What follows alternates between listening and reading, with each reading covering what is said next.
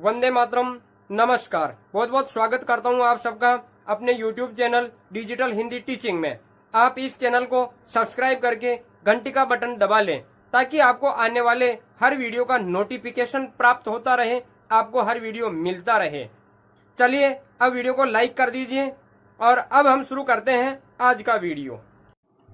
हम पढ़ रहे हैं पीपीटी के माध्यम से कक्षा 8 की हिंदी पाठ्य पुस्तक वसंत, और आज के इस वीडियो में हम अध्ययन करेंगे हमारी पाठ्य पुस्तक का पाठ 12 सुदामा चरित। ये पद्य पाठ है और इस पद्य का रचनाकार है नरोत्तम दास। ये देख पा रहे हैं आप इनकी तस्वीर, ये नरोत्तम दास है। तो चलिए शुरू करते हैं। शीश पैगान झंगा तन में प्रभु, शीश पैगान झंगा तन में प्रभु, जाने को आही बसे के ही ग्रामा, धोती फटी सी लटी दुपटी, अरु पाए उपान है को नहीं सामान, द्वार खड़ो द्विज दुर्बल एक, द्वार खड़ो द्विज दुर्बल एक, रहो चकिसो वसुधा अभिरामा, पूछत दीन दयाल को धाम, बतावत अपनो नाम सुदामा। प्रथम पद्यांश के वाचन के बाद में इस पद्यांश में आए हुए क्लिष्ट शब्दों का हम अर्थ देखते हैं। तो इस पद्यांश में आए हुए कठिन शब्द इस प्रकार है, देखिए। शीश यानी सिर, पगा पगड़ी, झंगा ढीला कुर्ता, तन शरीर, उपाना है जूते, सामा यानी सामर्थ्य, द्विज यानी ब्राह्मण, चकिसो यानी चकित, वसुधा यानी धरती, और अभिरामा का अर्थ होता है सुंदर। अब हम देखते हैं इस पद्यांश का भावार्थ। शीश पगान झंगा तन में प्रभु, जाने को आही बसे के ही ग्रामा, धोती फटी सी लटी दुपटी, अरु पाए उपानह को नहीं सामा, द्वार खड़ो द्विज दुर्बल एक, रहो चकिसो वसुधा अभिरामा, पूछत दीन दयाल को धाम, बतावत अपनो नाम सुदामा।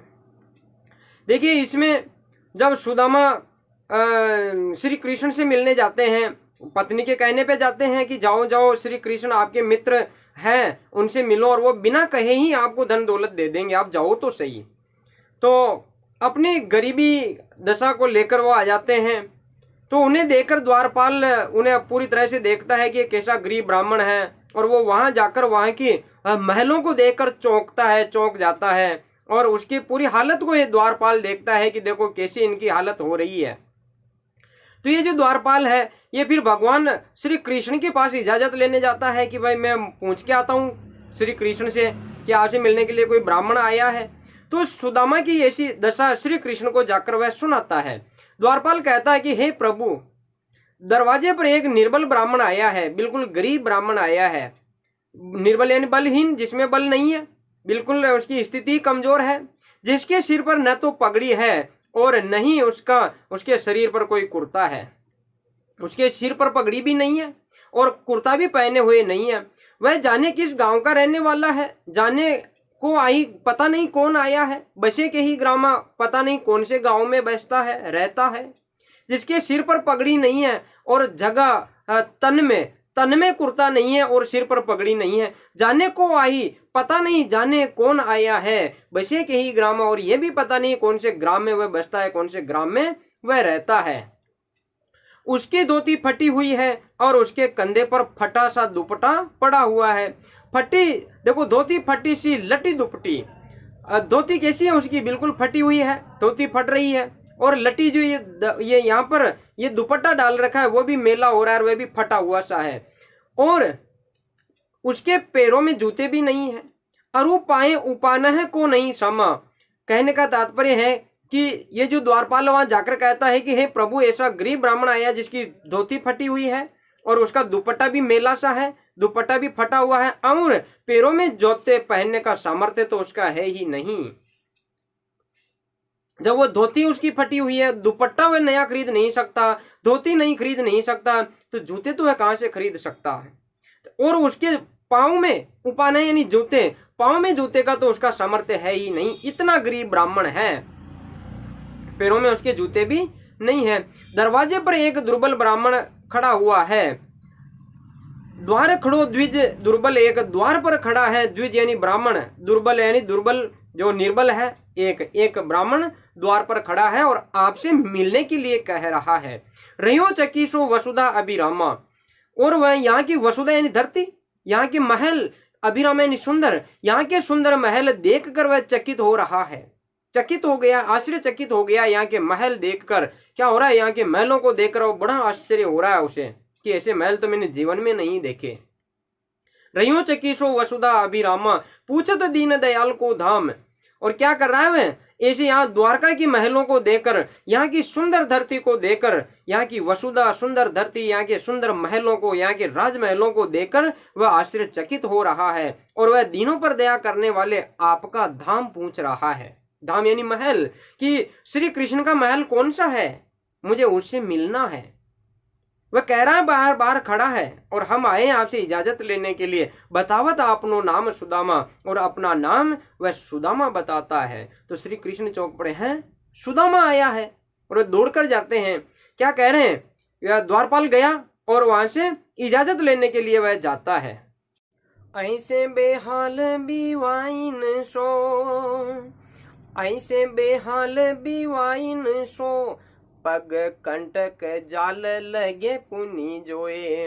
हाय महादुख पायो सखा, हाय महादुख पायो सखा, तुम आए इते न किते दिन खोए। देखी सुदामा की दीन दशा हो, देखी सुदामा की दीन दशा, करुणा करी के करुणा निधि रोए।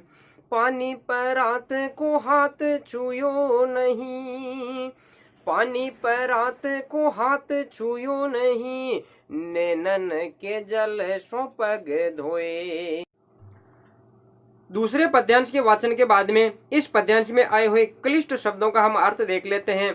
तो इस पद्यांश में आए हुए कठिन शब्द है, देखिए, बिवाइन यानी एड़ियां फटना, पग यानी पैर, कंटक यानी कांटा, पुनि यानी फिर से, जोए यानी देखे या देखा, इते यानी यहाँ, किते यानी कितने, खोए यानी गंवाए, और दीन यानी गरीब, और दशा यानी दशा या हाल।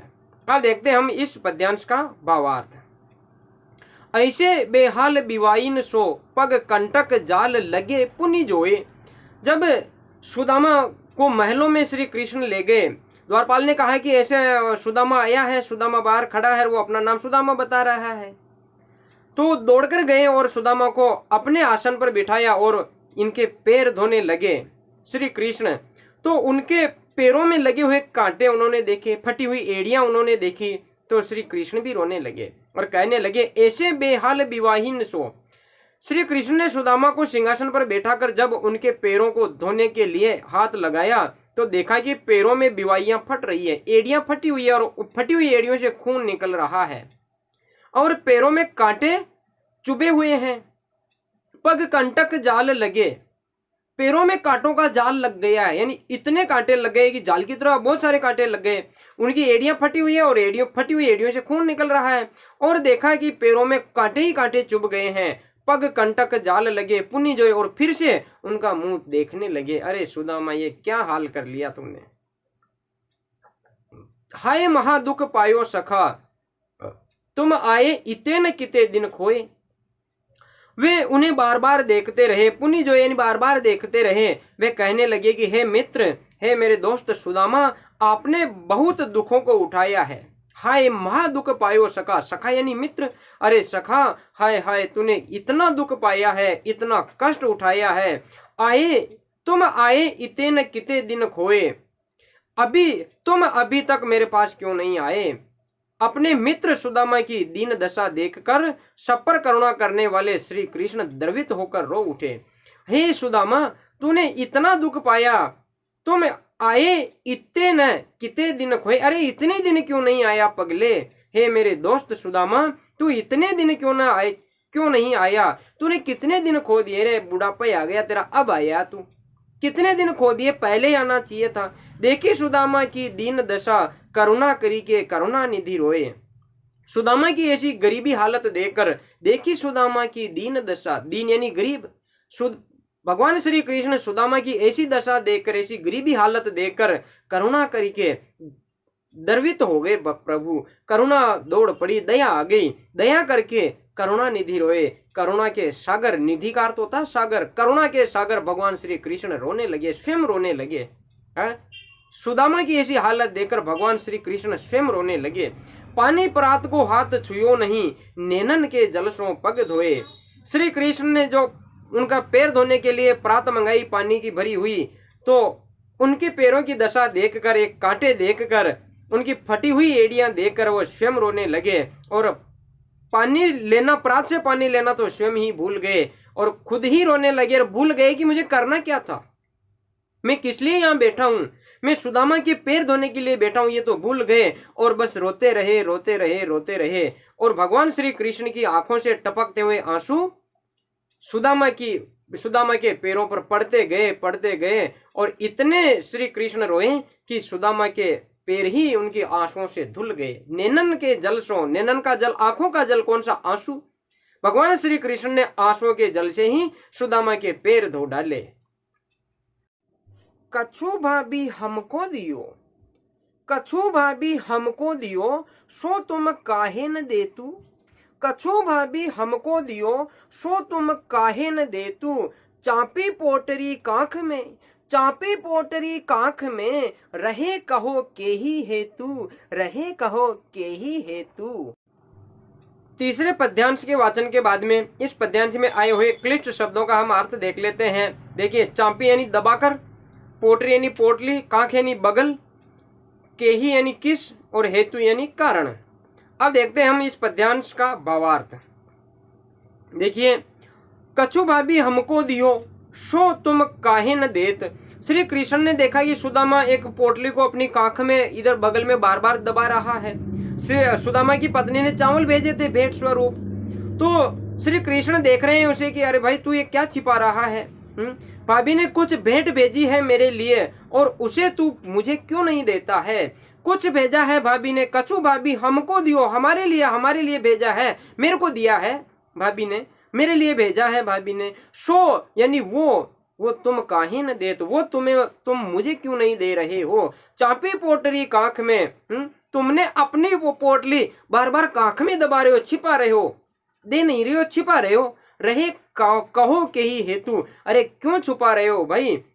चापी पोटरी काख में, रहे कहो के ही हेतु, तुम पोटली को काख में क्यों छिपा रहे हो, किस कारण छिपा रहे हो। हेतु यानी कारण, बताओ।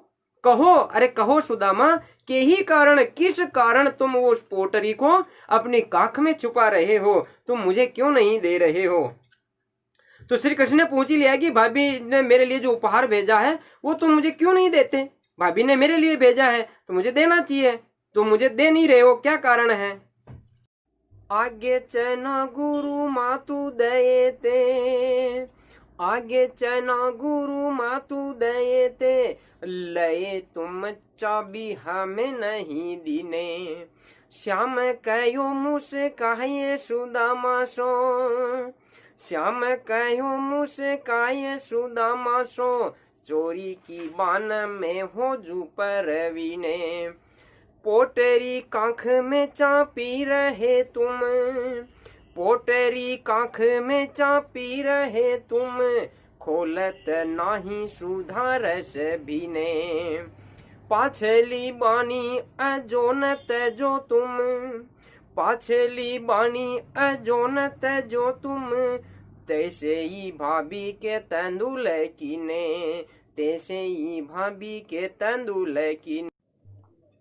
चौथे पद्यांश के वाचन के बाद में इस पद्यांश में आए हुए क्लिष्ट शब्दों का हम अर्थ देख लेते हैं। तो इस पद्यांश में आए हुए क्लिष्ट शब्द, कठिन शब्द इस प्रकार है। देखिए, इस पद्यांश में आए हुए कठिन शब्द आगे यानी पहले ही, चाबी यानी चाबना या खाना, बान यानी आदत, प्रवीण यानी प्रवीण या चतुर, सुधा यानी अमृत, भीने यानी भीगे हुए, पाछली यानी पिछली, अजो यानी आज तक, तजो यानी त्यागना या छोड़ना और तंदुल यानी चावल। अब हम देखते हैं इस पद्यांश का भावार्थ। आगे चना गुरु मातु दयेते, लये तुम चाबी हमें नहीं दीने। जब वो सुदामा वो चावल की पोटली को अपनी काख में दबा रहा था, छुपा रहा था, तो श्री कृष्ण कहने लगे, सुदामा से कहने लगे कि एक बार गुरुकुल में गुरु माता ने हमें चने खा दिए थे, परंतु तुम मेरे हिस्से के चने भी खा गए थे।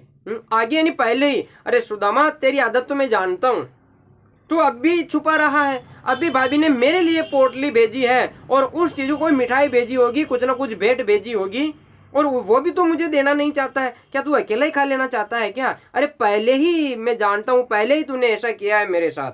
क्या आगे पहले ही चना गुरु मातू दे थे, अरे गुरु माता ने थोड़े से चने दिए थे कि लो तुम सारे मित्र खा लेना।